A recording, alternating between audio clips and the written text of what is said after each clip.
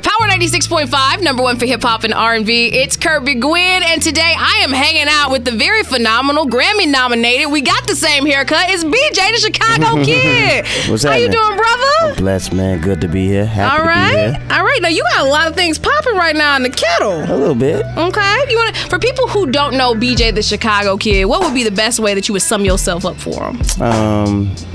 The guy from studio. That's the most easiest dot for them to connect. All right now.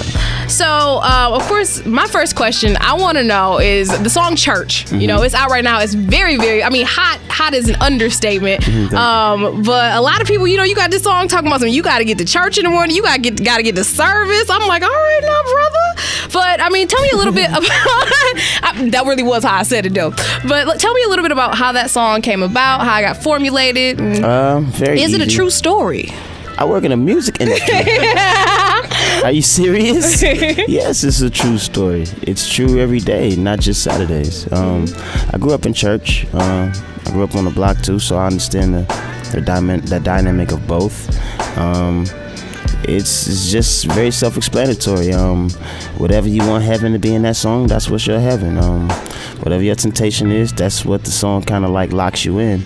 But according to your own understanding, you know, it's according to you. I think that's the best way I can say it. A lot of people always ask me about what the actual meaning of the song is. The song is just about the temptation that a man has or that a woman can have. Mm-hmm. But he never says that he doesn't make it to church. He just telling you he got somewhere to be in the morning. I don't think it's nobody never gets that. He never said he's not going. He just said he got somewhere to be. Like normally, if you have a guest over for the evening, you know what I mean. You discuss if you know how long you guys have with each other. So it just kind of defines that in a very simple, unique way. That's it. All right now. So you mentioned that you know working in the industry, there's a lot of temptations at hand right there. Yeah. You got Well, just in life, period. The guy that works at AT&T is tempted. I mean, I would, you know, that's life, you know, I would hope so. Now, just reading about you a little bit, it looks like you grew up in ministry. You mentioned that, you know, you had people in the church. Mm-hmm. What was that like growing up? You know, I see you work with Shirley Caesar and all these great musical gospel artists. Very good for my life. That's my balance, you know. Streets and church, that's my balance. It's a very unique way to live, but the rules of both maintains a lot of, you know, rules that could actually just, you know, continue to keep me alive like I have been this far. Say that. I know you got some prayer warriors on your team. Yeah, I got some hood too. Okay. Yeah, okay. What is your favorite part about your life right now? Living my dreams. There's nothing I could pick beyond that. There's so much that comes with that, you know? Mm-hmm. Yeah, living out my dreams, man. So it looks like you moved to LA when you were about 19, right? I ain't gonna say what age, but yeah, I moved to LA. You moved to LA. Mm-hmm. What was the transition like from that, like from Chicago to LA and the pursuit of your music career? Musically, it was different, but lifestyle wise, it was different because, of course, palm trees, sun out 90% of the year, and all of this. You know, that part was different, but survival wise, it's the same. Mm-hmm.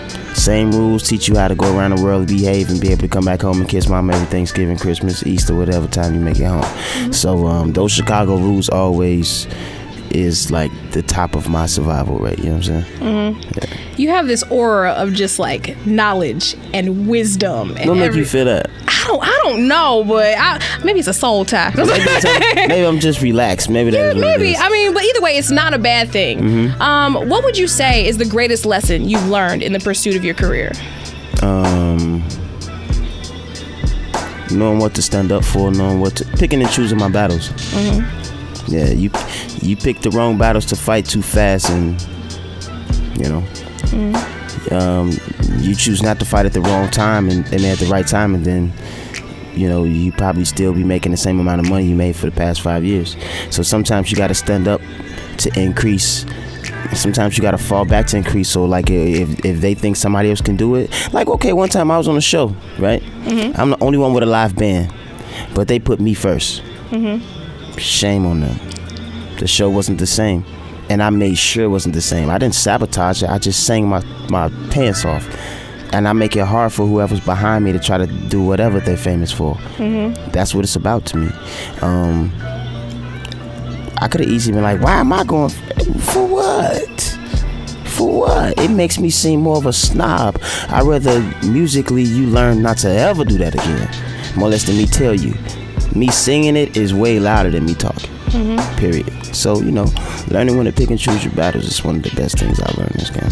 All right, now the album In My Mind is coming out. It's pre-order 11/6 is when people can start. I see you've been in your homework over there. just a touch, a little something. She got a backpack over there, y'all. Got a backpack. Tell me what people can expect. What fans, people who are non-fans that will become fans. Fans that are already loving what we're doing and what we've done. I think it'll be a new world for you to come to, but yet a bridge to connect you to what you already been loving from me. Anybody that hasn't had a whiff of what BJ does, I feel like no matter where you listen to it in the song, like if you pull up to a stoplight and somebody's on 2 minutes, I feel like within that 2 minutes and that whatever 20 seconds you're gonna be at that light, I feel like it's gonna be something that you hear that'll make you want to download or ask who is it. And I feel like that's just the stronghold that I want the music to have. I just, I want to stretch out more of what we could do in 3 albums than what we could do in 1. So I put this in 1 album, or less than my 3rd album, or to show you that I can do something else or another genre, another sound. Now we put all these different sounds in the 1st album. All right. So the 2nd album gotta be unpredictable. You know what I'm saying? So you are performing tonight at the Loft in downtown Lansing. Big Crit. Big Crit, the critically acclaimed tour. But this is not your first time you've been to Lansing. I actually saw a video of you performing at MSU. You was hitting them notes. You were singing D'Angelo's How Does It Feel? Can we? You still got that? Can you sing a little just woke up. I ain't got it on me right now, babe. I'm tired. All right, interview over. I'm done. That's all I wanted. Man, for real. You were named Billboard's Most Emerging Artist in 2014. That's pretty Any cool. pressure about that? Ain't no pressure at all. Billboard or Motown, what pressure you think is bigger, if there was pressure? I'm signed with Marvin and Stevie, and if there was pressure, that's what it would be. And if that's no pressure, ain't nothing else pressure. If I had to do the Grammys today, management, no, don't ask me, am I ready? Ask the building, is they ready? Right now. Because I don't feel like